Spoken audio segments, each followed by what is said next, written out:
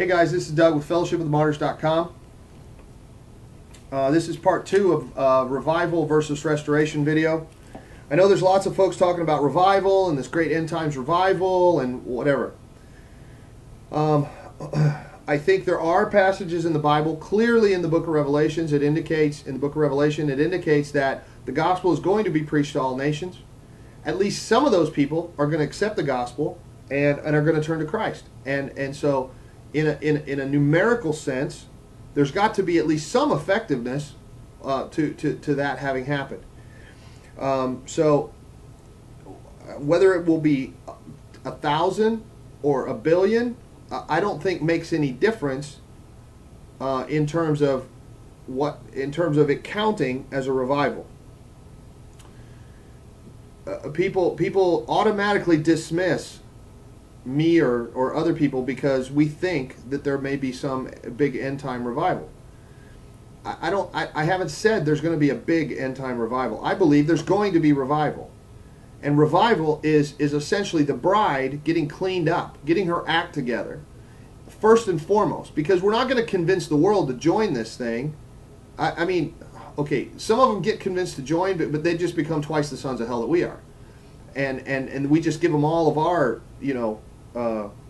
religiously transmitted diseases, and they get the same stupid mad cow thing that, whatever. Anyway, so first we need to get our act cleaned up. We need to be the bride spotless and white, and then the world will go, wow, that's cool. I want to be a part of that. I want that kind of love in my life. I want that kind of redemption and mercy. I want that kind of freedom from sin. But we have to be revived. We have to have revival. And then the world will say, wow, they really mean it. They're not kidding around about this. Okay? And then the world will know that the Father sent Jesus by our love for each other. Anyway, so the Book of Micah is kind of a place to look at some repeating spirals. We talk about, in the big picture book on the website, we talk about spirals and hermeneutics and how to understand the Bible, and that it's not just a word for that people at that time. It has repeating applications to us even now.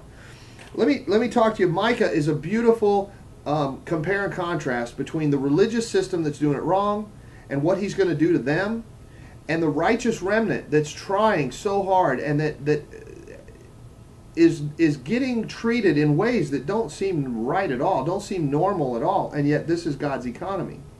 If you want to be like Jesus, you're going to need scar tissue. You're going to need to be whipped and shredded and beaten and torn so that you fit in with the rest of the family. And that's God's crazy economy. He's going to bless you by afflicting you. And all the prosperity teachers out there, God wants you happy, God wants you fat, God wants you rich, God wants you with the bass boat and the big screen TV. Yeah, that's just not in the Bible. It's just, in fact, it's pretty much the opposite of the Bible. So let me read you some of Micah here, just some excerpts. It's only 7 chapters long.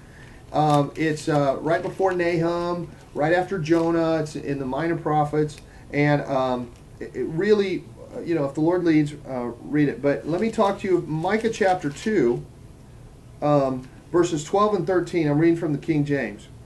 Now it talks about, up to this point in Micah, it talks about the false religion and Samaria and that they're adulterous whores and all this kind of stuff, or haven't gone their own way.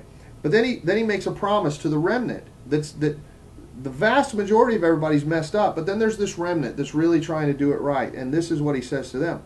I will surely assemble, O Jacob, all of thee. I will surely gather the remnant of Israel. I will put them together as the sheep of Bozrah, as the flock in the midst of their fold. They shall make great noise by reason of the multitude of men. Okay? He's referring to them as sheep, but then he's referring to them as men and saying that they're going to make a lot of noise. When they all get together, there's going to be lots of them, and they're going to make a lot of noise. Then it says, the breaker is come up before them. They have broken up and have passed through the gate and are gone out by it. And their king shall pass before them, and the Lord on the head of them. So whatever was stopping them, whatever was holding them back, whatever the gate was that was blocking them, it's been broken through, and the Lord is at their head. And this giant flock that makes a huge noise because of the multitude of them is finally together, and he's assembled this remnant. We'll see later on that they're making a lot of noise because they're so happy to be together because they've been alone for so long.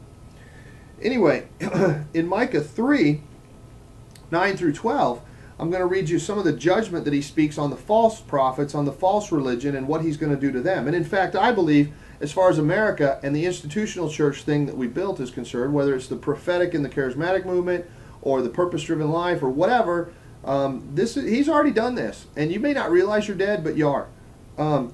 Verse 9 in Micah chapter 3. Hear this, I pray you, ye heads of the house of Jacob and princes of the house of Israel, that abhor judgment and pervert all equity. You don't like people telling you something's wrong. They build up Zion with blood and Jerusalem with iniquity. Sin upon sin, blood upon blood. The heads thereof judge for reward, and the priests thereof teach for hire, and the prophets thereof divine for money. Yet will they lean upon the Lord and say, is not the Lord among us? No evil can come upon us. Therefore shall Zion for your sake be plowed as a field, and Jerusalem shall become heaps, and the mountain of the house as the high places of the forest. Okay? You get that? For your sake, for our sake, for their sake, for his sake, he's going to plow the whole thing under.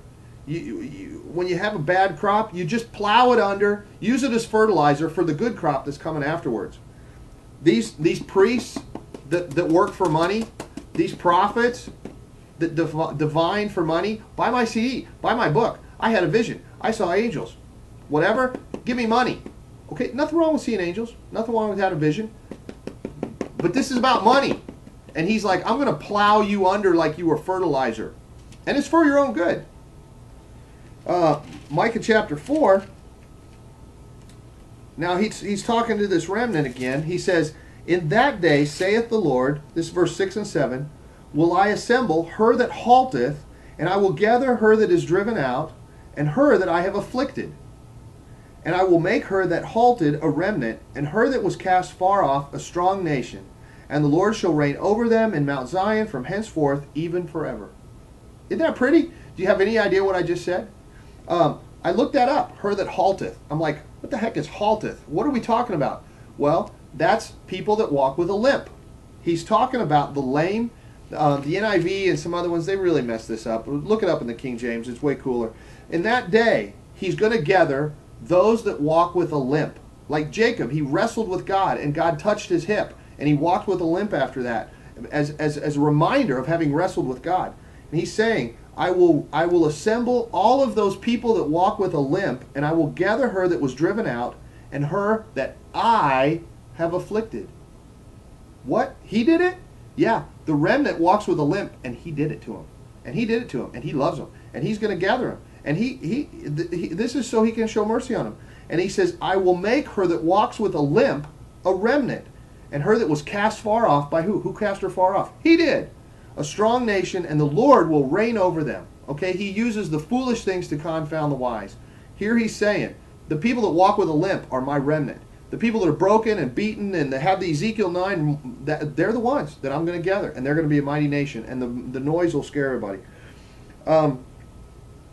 In Micah, okay, got to skip that. 5, 7 through 9, it says, he's talking about this remnant again. And the remnant of Jacob, the ones that limp, shall be in the midst of many people as a dew from the Lord, as the showers upon the grass. There'll be a blessing, but they'll spread out here and there, that tarrieth not for man, nor waiteth for the sons of man. They're directed by God. And the remnant of Jacob shall be among the Gentiles, in the midst of many people, as a lion amongst the beasts of the forest, as a young lion among the flocks of sheep, who, if he go through, both treadeth down and teareth in pieces, and none can deliver. Thine hand shall be lifted up upon thine adversaries, and all thine enemies shall be cut off. It's like, I'm going to make them strong. I'm going to make them powerful. In verse 6, chapter 6, verse 8, the Lord is showing them, this is what I wanted you to do. Why couldn't you just do this? He hath showed thee, O man, what is good. And what doth the Lord require of thee? But to do justly, and to love mercy, and to walk humbly with thy God. You might remember that quote. That's where it's from. Micah chapter 6. You ought to read the whole thing. Now, the last little bit we have time for here, in Micah 7:14, it says, Feed thy flock with thy rod, the flock of thine heritage, which dwell solitarily in the wood, in the midst of Carmel. Let them feed in Bashan and Gilead, as in the days of old. According to